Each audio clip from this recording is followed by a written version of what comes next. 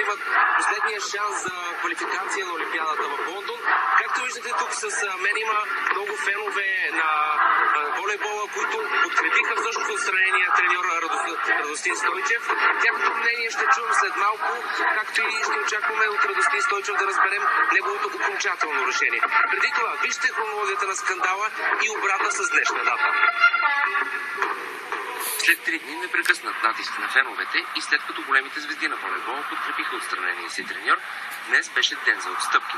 Лично премиерът се срещна с недоволните спортисти, след което помоли федерацията да спаси от Радостин Стойчев в него. Премиера, както ви казах, имаше желание да разбере от нас каква е ситуацията и да изкаже искреното си загриженост за отбора и за средствата, които правителството отделя за тази квалификация.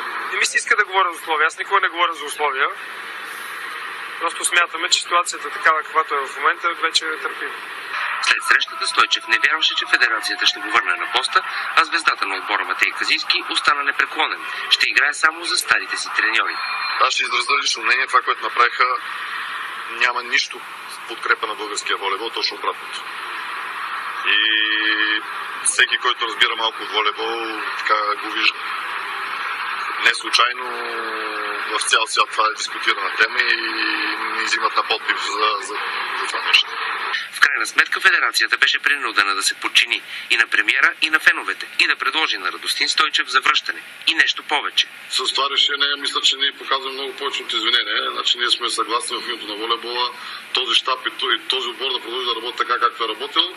Преди всичко, защото ние искаме отбора да се класира на Олимпиада. Мисля, че го искат всички български фенове и любители на волейбол. От управителния съвет на федерацията признаха, че не са подготвени за евентуален отказ на Радостин Стойчев да се върне в отбора, защото са гласували без да искат неговото мнение. Други алтернативи за треньор на волейболните национали не са обсъждани до момента.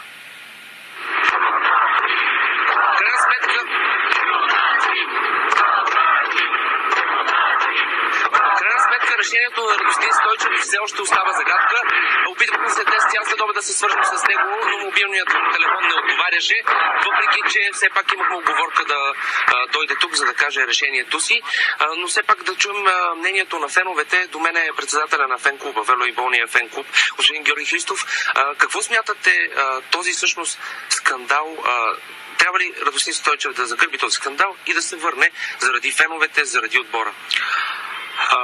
Ние мислим, че господин Стойчев трябва да продължи да води националния отбор до края на олимпийския цикъл, до Олимпиадата. Убедени сме, че с него нашия отбор ще спечели втората олимпийска квалификация и отбора ще ни доведе до много щастливи дни на Олимпиадата.